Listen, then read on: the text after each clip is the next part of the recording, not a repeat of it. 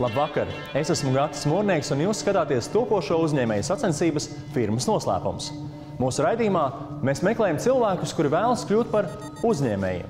Sacensību gaitā mūsu dalībniekiem jāpārliecina žūrija, ka viņiem ir ne tikai dzīvotspējīga ideja, bet arī uzņēmēja ķēriens. Šī ir jau sacensību trešā kārta, kurā mēs noskaidrosim 3 sacensību finālistus. Sacensību dalībniekus vērtē uzņēmējs un Rīgas Tehniskās universitātes docents Jānis Caune, SEB bankas lielo uzņēmumu apkalpošanas pārvaldes vadītājs Kārlis Danēvičs, uzņēmēju un apavu dizainere Elīna Dobele, Latvijas Investīciju un attīstības aģentūras projektu vadītājs Rudolfs Kresse, uzņēmējs Mārtiņš Labāns. Pavisam sacensības uzsāka 20 biznesa ideju autori. Nu viņi ir palikuši vairs tikai 6. Šodien uzzināsim, kuri 3 sacensību dalībnieki pēc nedēļas piedalīsies izšķirošajā cīņā par galveno balvu 10 000 latu.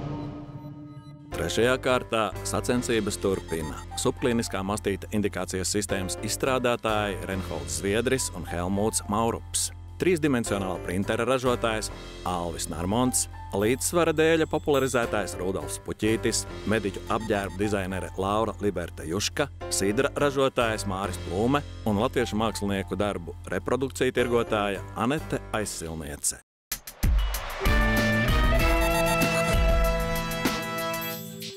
Anete Aizsilniece un viņas draugs un biznesa partneris Kaspars piedāvā latviešu mākslinieku gleznu un fotografiju reprodukcijas, plakātu un kanvu veidā. Lai drukātu reprodukcijas, viņi ir iegādājušies speciāli printeri. Par saviem galvenajiem klientiem, vismaz sākotnēji, Anete un Kaspars uzskata Latvijā un ārzemēs dzīvojošos latviešus. Cik tā, teiksim, Elijasa glezna šobrīd maksātu ar visu rāmīti? Ar visu pasūtījumiem Latvijas robežās 33 lati. Lai informētu savus klientus par Latvijas mākslas jaunumiem, Anete raksta arī blogu. Iepriekšējās kārtās žūrija šaubījās, vai Anetei un Kasparam izdosies izveidot pelnošu uzņēmumu, jo tirgus niša izvēlēta pārāk šaura. Man neracionālā smadzeņu puse, tā, kas mīl mākslu, saka, jā, ļoti forši un baigais prieks to visu redzēt un dzirdēt, bet racionālā smadzeņu puse saka, ka biznesa šeit nav. Anetei, tāpat kā pārējiem sacensību dalībniekiem, šī ir pēdējā iespēja pārliecināt žūriju, ka viņas progress biznesa attīstīšanā ir bijis pietiekams, lai tiktu finālā. Apmeklējām Jelgavas vēstures muzeju, un pirmais, ko saņēmām, ka tās ir labākās reprodukcijas, ko viņi ir redzējuši. Tikāmies ar vairākiem Latvijas fotogrāfiem, un jums būs šobrīd iespēja arī apskatīt vienu no Latvijas labāko fotogrāfu darbiem, kurš arī piekrits ar mums sadarboties. Tas ir Valds Kleins. Rīgā ir viena topoša mūzikas studija, kur arī ir ieinteresēti topošiem mūziķiem, māksliniekiem iedvesmai no mums pasūtīt šādus darbus. Tas, ko jūs darat, ir ļoti skaisti, ļoti brīnišķīgi, un jūs ejat uz priekšu tajā produkta attīstībā, bet tam jāiet kaut kā paralēli ar pierādījumiem no tirgus, kur balso ar naudiņu cilvēki. Mums arī bija tāds interesants sociāls bums. Mums, principā, 2 dienu laikā Facebookā pievienojās pie 50 sekotājiem.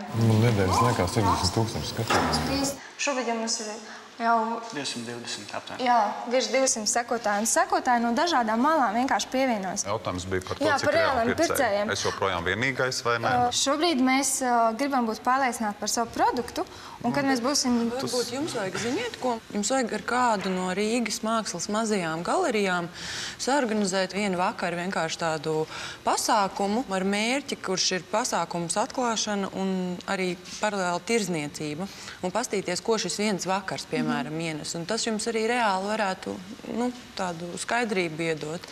Tas ir arī viens no mūsu nākamajiem soļiem, un jau ir izsūtīta kontakti ar Look at Riga, kas ir vispār paši nesen atvērušies Strēlnieku laukumā Rīgā, kur mēs arī jau ar Kasparu bijām, runājām ar tam pārdevējām. Ir tā, ka jūs esat šobrīd tikai vienu soli no fināla. Mums šodien ir jāsalīdzina dalībnieki savā starpā. Varbūt tad pa punktiem, ar ko jūs būtu labāki, un kāpēc jūs esat pelnījuši šos 10 000?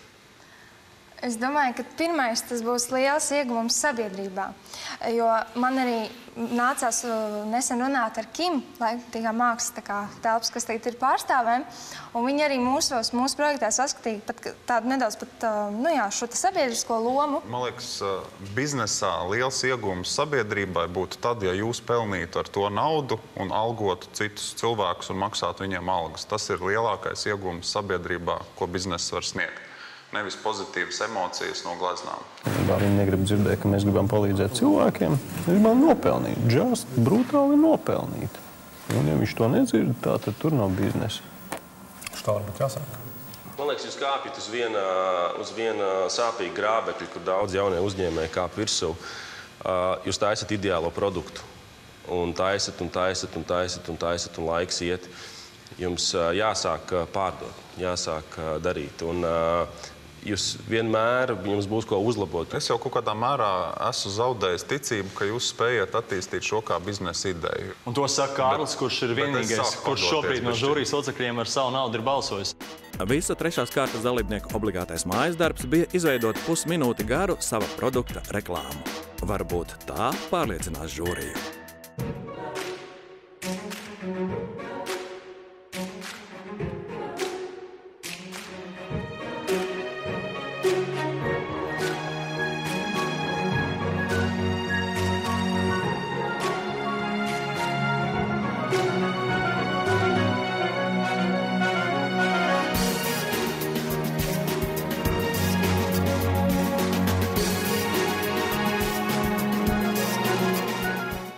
No iepriekšējās reizes uz šo jūs esat uzlabojuši produktu un esat padarījuši to kvalitatīvāku, bet, diemžēl, neesat spējuši uzrādīt to, uz ko žūrija norāda.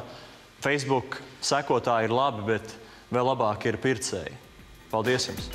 Vai Anete turpinās sacensības finālā? Žūrija izlēms sacensību beigās, balsojot ar virtuālu naudu. Jā, reklāma, manuprāt, nebija pārāk izdevusies. Viņi bija tādu uztaisījuši, un tas process, jā, mums ir printers, viņš izprintē, un ko mēs pieliekam pie sienas. Manuprāt, viņa pievienotā vērtība un tas viņa unikalitāte ir tajā, ka viņi šos te dažādos darbu reprodukcijas piedāvā. Līdz ar to, manuprāt, reklāmā bija jāspiež uz skaļām, slavenām, atpazīstamām gleznām vai fotogrāfijām, un jārāda tas, ka tas ir tas, ko viņi tirgo.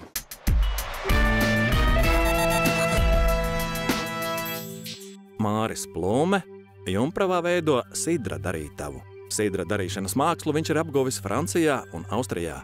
Gan pirmajā, gan otrajā kārtā vairāki žūrijas pārstāvi šaubījās par viņa uzņēmēju spējām un vērienu. Nebaidies no litriem, no tonnām, no latiem. Pirmajā reizē, kad tu atnāci, bija skaidrs redzams, ka tev no tā ir bail. Tomēr otrajā kārtā žūrija atzina, ka Māris ir viens no sacensību dalībniekiem, kas mēneša laikā progresējis visvairāk. Viņš ir pārsteidzoši labi progresējis. Viņš bija tā pirmajā kārtā bija redzams, ka no viņa varbūt nav tāds uzņēmējdarbības briedums. Pēc žūrijas balsojuma Māris kļuva par sacensību līderi. Sacensību laikā Māris daudz laika ir ieguldījis sidra ražotnes izveidē, pats saviem spēkiem pārbūvējot nepabeigtu saimniecības ēku vecāku lauku īpašumos, kā arī ticies ar mentoriem un nozares speciālistiem un saņēmis augstu novērtējumu savam produktam. Tagad viņam atlicis kliedēt pēdējās žūrijas šaubas par savām biznesmeņa spējām. Gatavošanās trešajai kārtai sakrīt ar aktīvo laiku, visu sidra darītāju darbā, ražas vākšanu un sulas spiešanu. Esmu izspiedis jau 2 tonnas. Un šo sezonu plānoju vēl kādas 2 līdz 4. Šobrīd es galvenokārt koncentrējos ne tikai uz praktisku sulas spiešanu, bet arī uz zīmola izstrādi. Man ir uzsākta sadarbība ar Agency Not Perfect. Tiek domāts vispār, kāds būs zīmols, jo varbūt iespējams pat atteiksimies no Jumpravas sidra. Bet tas vēl ir procesā, tāpēc es labāk tagad visu pilnīgi vēl nestāstīšu, jo varbūt tomēr būs... Bet varbūt to virzienu, kādā jūs runājat, kādā jūs dodaties? Tieši par zīmolu, jā? Jā. Tiek apsvērta doma, ka tas varētu būt Plūmes sidrs no āboliem. Tālāk. Cik precīzi? Jā. Personalizēti. Gatavojoties sacensību trešajai kārtai, Māris konsultējās par savu produktu eksporta iespējām Latvijas investīciju un attīstības aģentūrā. Mēs varam palīdzēt sagatavot cenu lapu, kas ir ļoti būtiski eksportā tieši alkoholiskajiem dzērieniem, jo tur ir dažādas detaļas. Palīdzēt izstrādāt profilu, ja piedāvājumu ārzemju klientiem. Varam dot paraugus pirmajiem e-pastiem, kā tev ir jāuzrunā klients pareizi, lai tu viņu neaizbaidītu. Tad nākamā lieta, ko mēs viņam varam palīdzēt, ir izvēlēties pareizos tirgus. Gan no ģeogrāfijas viedokļa, ņemot vērā, kad viņš ir tikko sācis savu biznesu, tad ir jāskatās droši vien tuvā ģeogrāfija, lai ir relatīvi zemākas izmaksas, ņemot vērā attālums, lai tu var izbraukāt pie klientiem. Un otrs ir arī jau veikt dziļākus tirgus pētījumus, skatīties, kuras valstis tiešām ir importētāji šim produktam, jau skatoties pēc muitas kodiem un pēc statistikas bāzēm. Vēl man bija tāda lekcija un degustācija bārā Čomskī, kad es stāstīju par sidra vēsturi un par sidra dažādiem veidiem. Un bija ļoti interesanti vērot, cik ļoti pieauga interese cilvēkiem, tik līdz viņi uzzina par to produktu vairāk visādas nianses. Nebūs tā, ka tu būsi visiem ceļu iz lauzes un pats pēc tam, kā tad viņā noturēsies uz šī ceļa virsū. Izskaidrojas, visiem būs par sidru kā tādu, bet cik ļoti tu būsi viņu piesaistījis plūmes sidram? Manuprāt, no tāda veida aktivitātēm iegūst pilnīgi visi. Visi, kas ražo sidru, viņi ir ieinteresēti popularizēšanā, un es esmu pārliecināts, viņi visi to arī dara. Tas ir mūsu visu interesēs. Ne jau par to ir stāsts, bet stāsts ir, kā tu no tā priekš sevis biznesu uztaisīsi. Kā tu spēsi tā kā naudā pārvērst to pozitīvo iespēju par sidru. Pārdodot sidru. Es godvārds nesapratu. Stāsti par to, ka tu savu mārketinga aktivitāti, ja tā to var nosaukt, orientē uz to, lai celtu sidra kā tāda zināmību, garšojamību un tā tālāk un tā tālāk.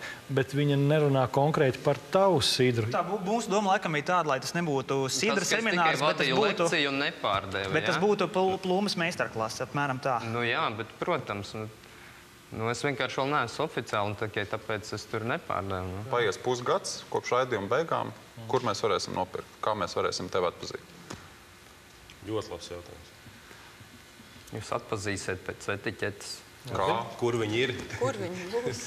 Es jums teicu, pie tā mēs šobrīd strādājam. Ja tur būs tava bilde, tad mēs varbūt atpazīsim. Tas būs vai nu Jumprovas sidrs, vai nu ar manu uzvārdu kaut kas saistīts. Tas nebūs kaut kas cits. Tam mums būs baigi jāmeklē, baigi jādomā. Būs gan baigi jāmeklē, jā. Mārketinga likums numur 1 ir padari patērētājam pirkumu vienkāršu. Neizklausās, ka tu tā kā to piedomā. Tas, ko es šoreiz nevaru parādīt, ir gatavs zīmols, gatavas etiķetes, un tas ir arī apmēram tas, kas pietrūks šobrīd. Jūs redzēsiet reklāmu tulīt. Varbūt paskatīties to reklāmu, varbūt, ka tas palīdz.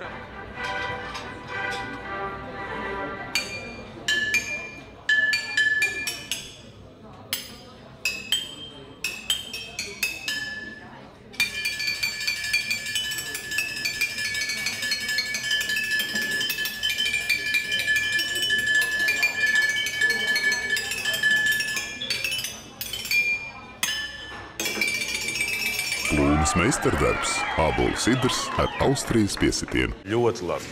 Nezinu, tur vienkārši viens džeks dragājas pudelē un viss, un kur tur sidrs? Stop. Ja mēs salīdzinām, piemēram, ar to iepriekšējo reklāmu, tieši tā, kur tas viss bija tā izplūdis un rozes un kaut kas, man arī ļoti patika. Man liekas, ļoti precīzi uzrunā konkrēto Tā ir viena no tām reklāmām, ko tu tā kā noskaties. Nākamreiz, kad tu viņu redzēsi, tu viņu atpazīsi, bet tu nevarēsi atcerēties, ko tad īsti tur reklamē. Bet kā tu nevarēsi atcerēties? Kur tev beigās visu konkrēti pasaka? Bet tas ir pašās beigās. Bet tev...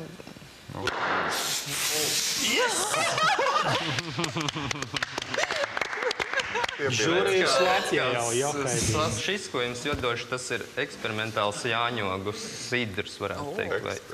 Jāņogu sidrs? Jā, es eksperimentēju. Tagad es gribu iedot jums pagaršot un paskatīties, kas notiks. Man joprojām, ja godīgi, ir tās pašas bažas par to biznesa spēju.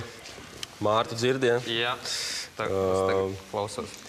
Otrajā kārtā man par to šaubas, ka mazliet atkāpās, jo es redzēju, ka tu pats arī attīsties, varbūt, kā uzņēmējs. Tagad, man liekas, ir bišķiņ tāds atkal atpakaļ par to produktu virzību un par to pārdošanas kaut kādiem pierādījumiem. Tas nav pārmetams, tas vienkārši ir, tev ir jāstrādā. Es piekrītu par to.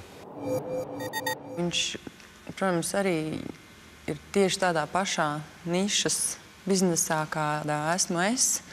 Un tas pat ir tāds dzīves stila bizness, un viņš man ir simpātisks pašā saknē. Un līdz ar to tādēļ es arī ļoti labi saprotu to, ka šī te perioda laikā, kāpēc viņam, teiksim, varbūt nav bijusi pietiekami liela attīstība, jo viņam ir ražas laiks, bet tai pašā laikā es uzskatu, ka tas, ka viņš ir saticis profesionāli, kurš varētu viņam palīdzēt radīt tā kā zīmolu, identitāti, viņa paša logotipu, tas ir ļoti apsveicams.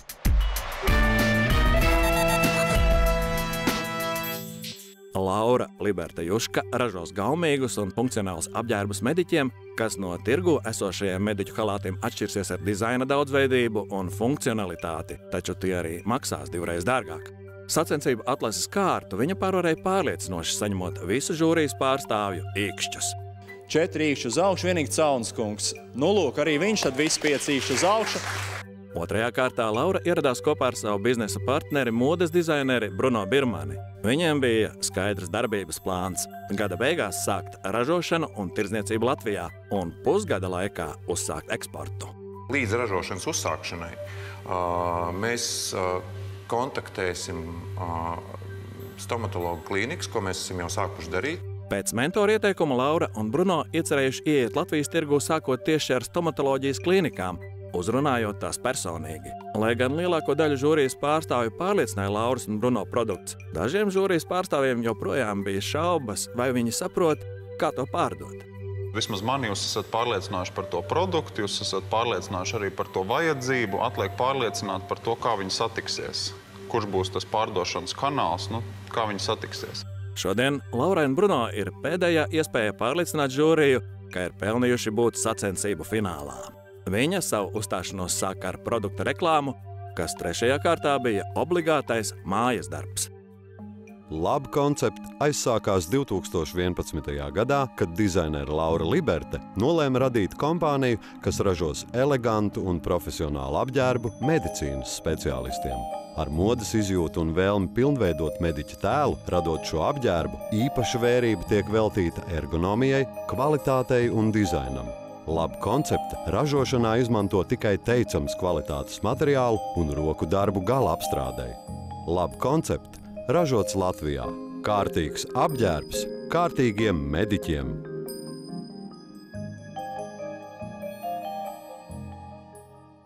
Kopš mūsu pēdējās tikšanās reizes mēs esam, kā lai pasaka, tā ir labi gājuši uz priekšu. Un jau, faktiski priekšvakarā ražošanai. Tostarp pozitīvas pārmaiņas ir arī mūsu komandā. Tātad beidzot oficiāli tajā ir arī ļoti forša un ļoti profesionāla finanses speciālista. To, ka mūsu sadarbība ir ļoti laba un veiksmīga, pierādīja mūsu pirmais klubdarbs, kas bija piedalīšanās izstādē Medbaltika, kur mēs 2 dienās uzņēmām kontaktu ar ļoti lielu skaitu mūsu potenciālo klientu. Mūsu galvenais iegūms bija, kad apstiprinājās tiešā pārdošana. Tas ir tas, ko jūs vairāk apšaubījāt. Mūsu potenciālai klienti paši nāca klāt. Drīzāk bija tā teikt skumīgi par to, ka mums vēl nav reālā produkta. Un tagad es jums gribētu parādīt, kāpēc mums tiešām ļoti ir vajadzīga jūsu naudiņa. Jo ir tā, ka bez naudas mēs saražojam 9 modeļus. Mums ir jāņem kredīts. Mūsu sākotnējais tirgus ir tikai Latvija, jo mums vienkārši nav naudas, par kur iziet ārā. Savukārt, ja mēs dabonam naudiņu, tad mēs varam dubultot noietu Latvijas tirgu, jo mums būs interneta veikals, kā arī mēs varam atļauties lidmašīnas biļeti uz Krieviju un uz Ukrainu, kas ir pirmais mūsu mērķis, un mēs dabonam vēl arī Ukrainas un Krievijas klientus. Tāpat laikā apgrozījumu kāpums mums ir 95 000. Teicu, jūs piedalījāties izstādē, un tā kā pieprasījums ir, bet es īsti līdz galam nesapratu, ka nav nav ko piedāvāt, bet jums taču, tā kā es saprotu, paraugi jau ir izstrādāti. Mums gan testa kolekcija, taču mēs nevaram pārdot. Kāpēc jūs nevarat pārdot? Un ko nozīmē testa kolekcija? Tas ir mūsu paraugu modeļi. Tie ir pirmie 12 modeļi. Kāpēc jums nedrīkst pārdot? Tāpēc, ka mums viņi vēl ir vajadzīgi, kamēr mēs neesam uzņēmuši. Bet jūs taču varat paņemt pasūtījumus un saražot viņus. Te ir visi to cilvēku kontakti, kuri bija ļoti interesēti, kuri ne tikai bija izstādē, protams, izstādē bija vēl vairāk, bet kuri katrā ziņā iepazinās ar mūsu produktu, izteica vēlēšanos uz privātām prezentācijām, pieteicās jau uz pasūtījumu, tikko kaut kas būs gatavs. Ja? Tikko mēs sāksim ražot, mēs viņam aizsūtīsim informāciju par to, ka mēs ražojam, kur var iegādāties, ko var dabūt. Mājaslapā mums būs PDF katalogs, to mēs arī varam sūtīt. Faktiski būs jāpārdod viņiem vēlreiz, vai ne? Tā laikam ar sanāk. Tā izklausās. Respektīvi, tie nav tie, kas ir atstājuši kontakts, tāpēc, kad ir gatavs, sūtiet, es nopirkšu. Protams, mums nav nekas nav gatavs. Bet jūs neesat pieļaujuši domu, kad viņu var pasūtīt. Jums taču ir ko pārdot, jums ir paraugi. Visi šie cilvēki... Mums nav naudas, lai mēs varam, mēs nevaram uzražot 50 gabalus. Pēc kādas sistēmas tad strādā šī tirzniecība? Cilvēks, kurš pasūta, kurš veic pasūtījumu, viņš veic 50% priekšapmaksu. Par šo naudu jūs varat saražot. Un tad, kad jūs esat saražojuši, tad jūs iesniedzat pavadzīmi, jums tiek apmaksāta otri 50% un jūs sūtat ārā. Biznesa idejas kontekstā viņa bija veikusi viskonkrētākos soļus, bija tomēr mēģinājusi to produktu tiešām virzīt, pārdot, iepazīstināt tirgu, patestēt tirgu. Tā kā, visu cieņu, ļoti labs progress. Viņas reklāma, arī, man liekas, pastāsta, kas tas tāds ir, ļoti skaidri uzrunā to mērķa auditoriju, gan saturīgi un gan saprotami.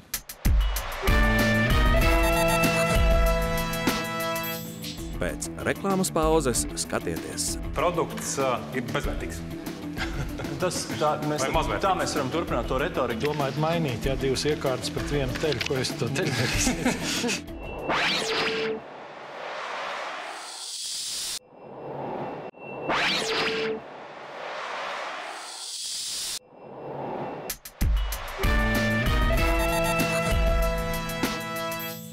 Sacensību firmas noslēpums misija ir palīdzēt cilvēkiem kļūt par uzņēmējiem. Palīdzēt ar padomu, ar kritiku, ar pirmo investīciju – 10 000 latu. Rudolfs Puķītis kopā ar komandas biedriem ir iecerējis pārdot un popularizēt dēļus, kas domāti līdzsvara trenēšanai.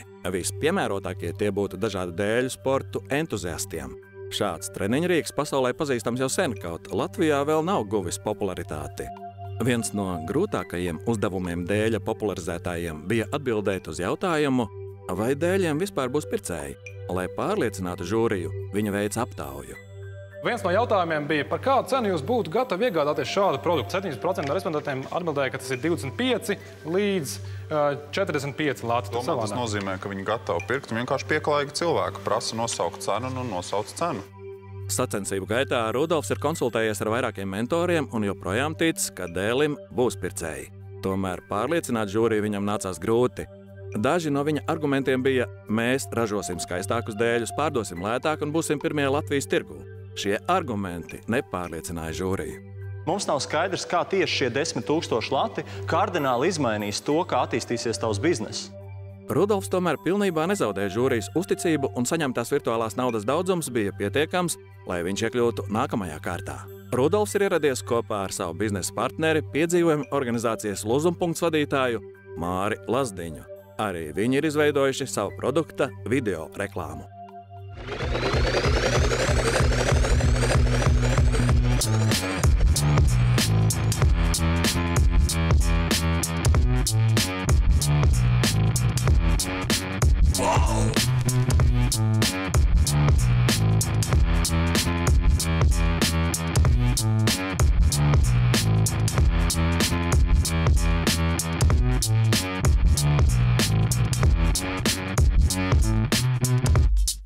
Mēs saskatām, ka tā ir galvenā īstenībā tā biznesa lieta, kā mēs viņu pataisam, kā teikt, to dēli stilīgu, interesantu. Katram puikam mājās ir skateboards. Un tad mēs ticam, ja mēs padarām tā, ka tas puika arī ierauga to, kad dēlis arī tāds pats, kur tu vari pilnveidot kaut kādas savas, kā teikt, fiziskās dotības, tad viņš arī, viņš tā kā mēģinās dabūt arī viņu mājās. Un ja mēs dabūjam katram puikam mājās dēli, tad es domāju, ka mēs savu plānu esam izpildījuši. Nodibinājām kontaktu ar Andrejas salas paintball parku, kur īpašnieki tad brauks uz skolām un reklamēs savu produktu skolēkiem kā savai mērķauditorijai. Tad iesaistījāmies viņa lietā dodot balvās savus dēļus, tātad arī reklamējot caur viņiem savu produktu. Tad esam noslēguši līgumu ar Latvijas Finieru un meitas uzņēmumu Sijā Troja par 100 šo sagatavoju izveidu. Esam arī atmaksājuši šo te partiju.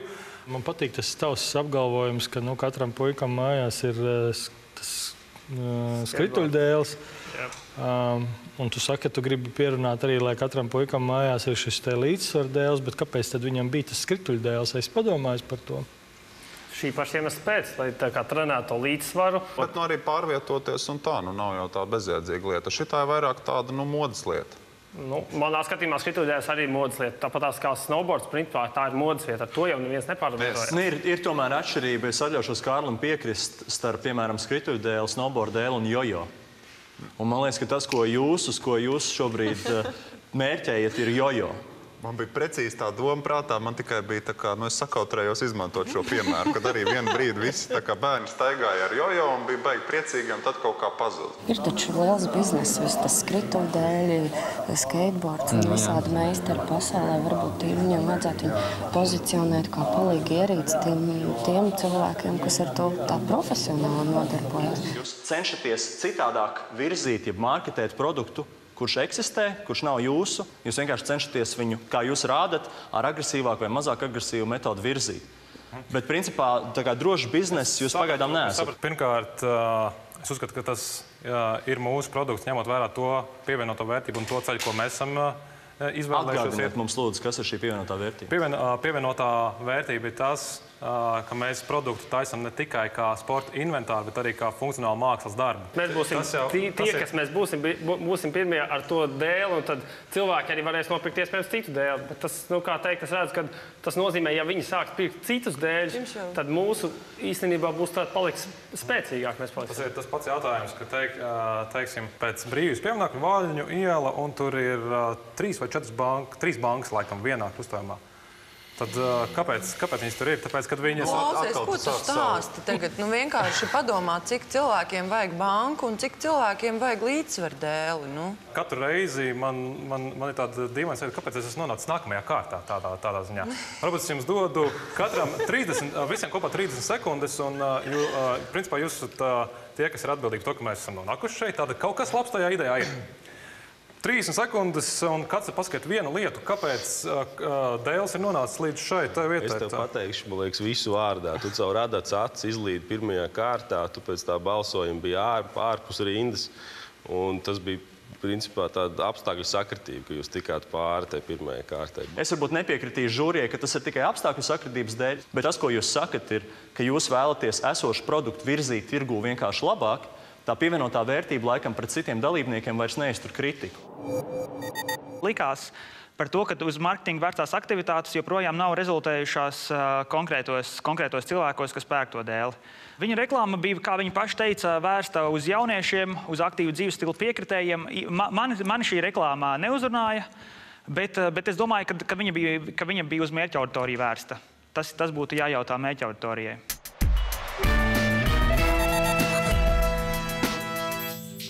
Jānis Saušs un Alvis Narmonts ir iecerējuši ražot printerus, ar kuru palīdzību no plastmasas iespējams izveidot dažādus priekšmetus.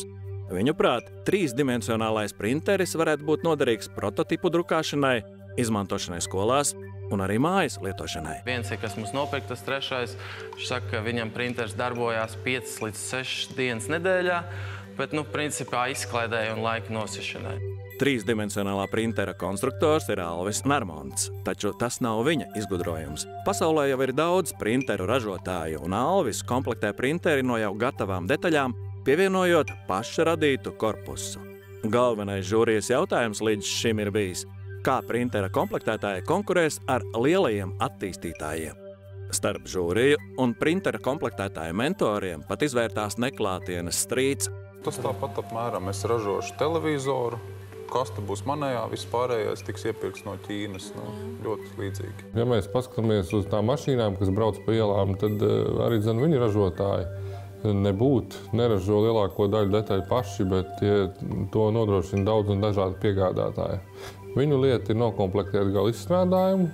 Jānis un Alvis tomēr nepārliecināja žūriju, ka zina, kā kļūt par lieliem ražotājiem, kas ir viņu mērķis. Iepriekšējās kārtās biznesa projektu prezentēja Jānis Saušs. Šoreiz viņš nav ieradies. Toties kopā ar Alvi ir Juris Kļava. Cilvēks, kurš atlases kārtā arī prezentēja 3D printeri, taču otrajā kārtā netika. Tagad viņš ir pievienojies Alvim. Vispirms viņa piedāvā žūrijai noskatīties reklāmu. Portāls ir Latvijā izstrādāts 3-dimensiju printeris. Gatavs lietošanai produktu izstrādē, arhitektūrā, skolā un mājās. Apmācība un instrukcija latviešu valodā. Garantija un apkalpošana Latvijā. Informācija mājaslapā mazportal.com. Izstrādāti 2 jauni printeri, tas ir jauno dizainu, ko jūs redzējat reklāmā. Tātad esam piedalījušies arī izstāde RTU rīkotais izgudrotā izstāde Minox. Nosauktā cena 1100 eiro.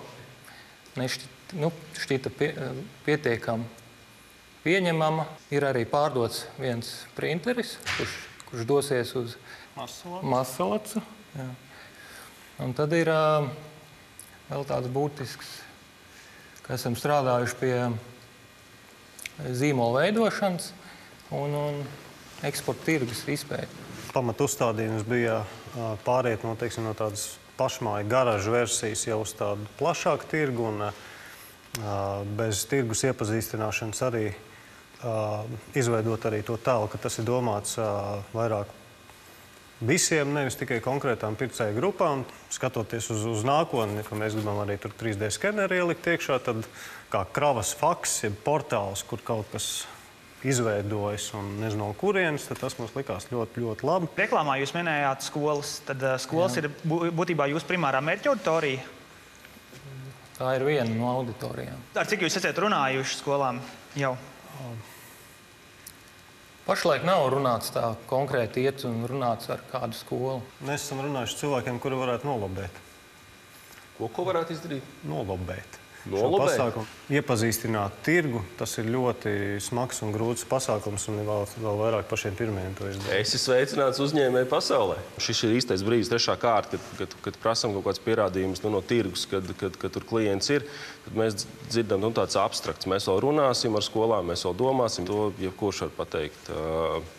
Man bišķiņ žēl, man liekas, jums bija iespējas daudz vairāk padarīt un daudz vairāk jau, teiksim, sākt spraukties iekšā tajā tirgu. Diezgan liels izmaiņas bija uzņēmuma iekšējā vidē un paralēli tam arī tik notērēs daudz laiks arī ar to virzienu noteikšanu, kur, kā, kāpēc. Kas tad ir mainījies? Jums bija cits prezentētājs, kur viņš palicis. Cilvēks īsti negribēja darīt vairāk, kā viņam prasīja, nomainīja cilvēku tādā ziņā. Sastrīdējāties. Jā, varētu ar tā teikt. Šodienas uzstāšanās, tur īsti neko nevarēja izsacināt no viņiem. Kas tur tālāk būs vai nebūs? Vai arī paliks tikai pie tām 3 kastēm. Tā reklāma, to, ko viņi rādīja, ko ar viņu var izdarīt. Stāstīja viņi par to, ka tas pielietojums ir ne tas, kas bija reklāmā. Vai viņi būs tie, kas to tirgu iekaros? Tādā stilā visdrīzāk, ka ne.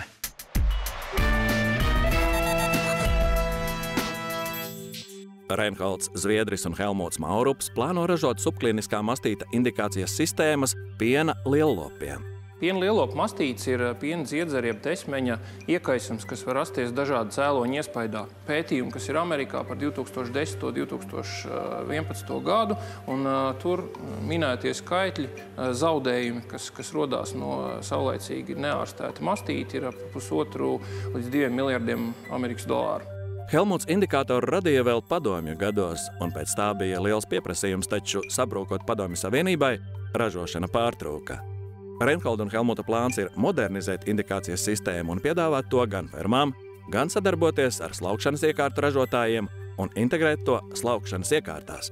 Žūrijai iepriekšējā kārtā nekļuva skaidrs, vai Reinholds zina, kā ierīci pārdot. Tev jābūt ir kaut kādai lielākai skaidrībai par to. Laikam tā enerģija vislielākā aiziet tajā, tagad radīt to produktu, kas ir normāli, bet nevar aizmirst to arī to otru pusi. Reinholds un Helmuts ir ieradušies ar biznesa plāna uzmetumu. Viņi cer, ka tas palīdzēs pārliecināt žūriju. Šis ir sliktākā gadījuma scenārijs, kas ir aprakstīts tad, ja mēs tirgojam un ražojam tikai šīs te pārnēsājumās iekārtas un nesadarbojamies vai nepārdodam tās iekārtas caur slaukšanas iekārtu ražotājiem, kas ir konkrētā gadījumā Rēzekne, kas ir šī laika nogriežņa ietvaros arī ir panākt konceptuāla vienošanās, ka viņus tas tiešām interesē un šajās mapītēs ir arī viņu nodomu vēstuli. Ir radies arī produkta nosaukums, kas ir krietni īsāks, un tas ir Mastado. Tas ir īsāk. Tas ir īsāks un bija domas starp Mastido un Mastado, bet tā kā doma ir ieiet Austrumeiropas tirgū, tad Mastado vairāk asociējās ar Stado, kas ir ganāmpulks. Tika turpināts darbs pie nākamā prototipa izstrādes un šobrīd līdz kastītei mēs esam vismaz par pāris soļiem tuvāk, jo tā kā esošā iekārta, ko jūs redzat šeit uz galda, ir nedaudz vienkāršots modelis vai princips, kā tiek noteikti šis subklīniskais mastīts, tad jaunajā iekārtā tas ir jau uzlabots un vairāk pietuvināts tam, kas ir aprakstīts patentā. Veidojot biznesa plānu, Reinholds konsultējās ar SEB bankas korporatīvās analīzes pārvaldes vadītāju Ivaru Žukovski. Ivars ieteica Reinholdam piesaistīt projektam finanšu ekspertu. Es viņam ieteicu padomāt tiešām mazliet plašākā tādā spektrā, jo tas, ko es redzēju uz papīra, viņš bija pietiekami šaurs, diezgan vispusējs manā skatījumā, un ieteicu viņam pastrādāt vairāk pie šo ciparu analīzes, varbūt izvērstāk, lai gadījumā, ja šis bizness tiešām aiziet un viņam ir jādomā par biznesa attīstīšanu turpmāk, lai šis te nākamais solis viņš būtu pietiekami organisks un lai viņa spēja pārliecināt kādu vēl bez žūrijas, kas ir reālajā dzīvē vajadzīgs, lai viņi jau arī būtu kaut kā uz papīra labāk noformēti. Bet, ja mēs paskatāmies kopumā uz tavu 5 gadus plānu, tad 5. darbības gadā tu plāno 178,000 neto apgrozījumu, bet EBITDA tev ir 6,800. Pie tik milzīga apgrozījuma, pie IT produkta, ļoti, ļoti maza peļņa. Varbūt, ka te fundamentāli ir jāpadomā, vai ir vērts to darīt, ja pie 200,000 apgrozījumu gadā var nopelnīt tikai 6,800. Kas ir tas apgrūtinājums? Kāpēc jūs 5 gadu laikā nopelnīsiet tikai 6,000 latu? Kur ir tā problēma? Varbūt tāpat nav problēma, tas ir domāšanas veids, jo, kā teikt, var strādāt pa 200, 400 un 500% un neredzēt savu ģimeni, draugus un vēl, un tev būs super daudz naudas, tikai jēga tā kāda. Un šis, tā teikt, ļaunākā varianta scenārijs ir tieši uz to, kad faktiski nodrošināt, lai pasākums notiek, bet tāpat laikā paliek kaut kāda laika rezerve vai nu jaunām izstrādēm vai kaut vai tam pašam ģimenei. Zinu, ko es tev iesaku darīt, neatkarīgi no tā, tu iekļūsi vai neiekļūsi finālā. Es vienmēr tā daru. Es vienmēr taisu 3 scenārijus, 3 naudas plūsmas. Sliktākais, vidējais un super variants.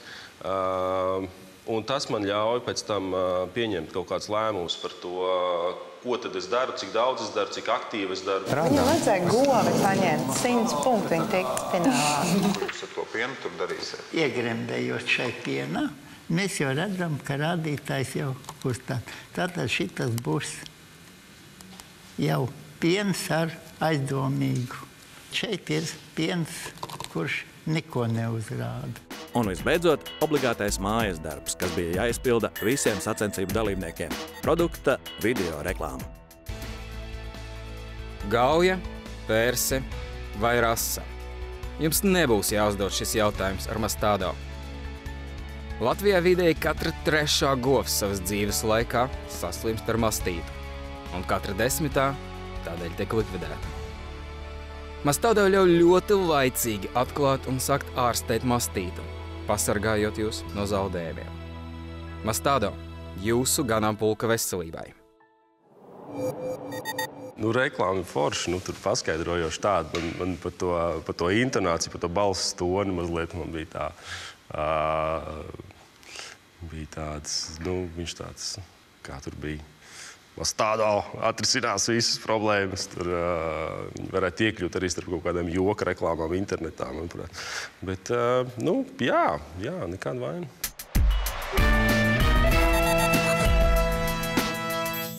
Mēs esam noklausījušies visus 3. kārtas dalībniekus, un šis ir izšķirošais brīdis. Žūrija, jums jāpiešķir virtuālā nauda mūsu sacensību dalībniekiem. Šodien žūrijai jāizlēmj, kuri 3 topošie uzņēmēji iekļūs sacensību finālā un turpinās cīņu par galveno balvu 10 000 latu. Iepriekšējā kārtā katra žūrijas pārstāve rīcībā bija 1000 virtuālo latu, kurus viņi sadalīja starp sacensību dalībniekiem. Par sacensību līderi kļuva topošais sidra ražotājs Māris Plūme. Arī šodien katra žūrijas pārstāve rīcībā ir 1000 virtuālu latu. Par 50 latiem vairāk ir tikai Kārlim Danevičam, jo viņa kontā atgriezās nauda, ko viņš iepriekšējā kārtā bija piešķīris Egijai Rečai. Viņa sacensības neturpināja. Nauda, ko žūrija šodien piešķirs sacensību dalībniekiem, summēsies ar 2. kārtā iegūto. Žūrija ir noklausījusies visus 3. kārtas dalībniekus un izdarījusi savu izvēli, balsojusi ar virtuālu naudu.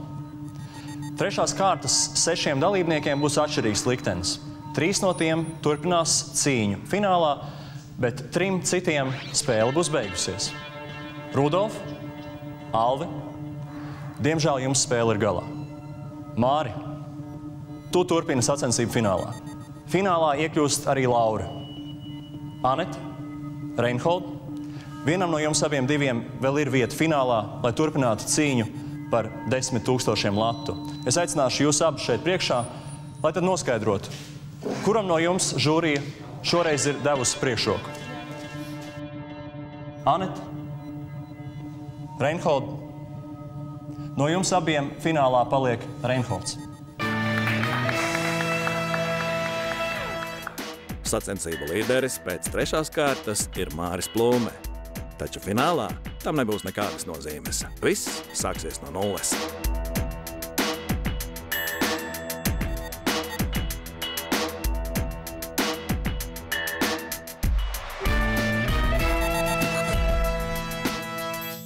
Pēc nedēļas sacensību fināls.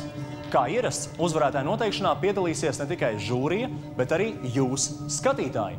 Skatieties sacensību firmas noslēpums finālu nākamo otrdienu 22.15 LTV1.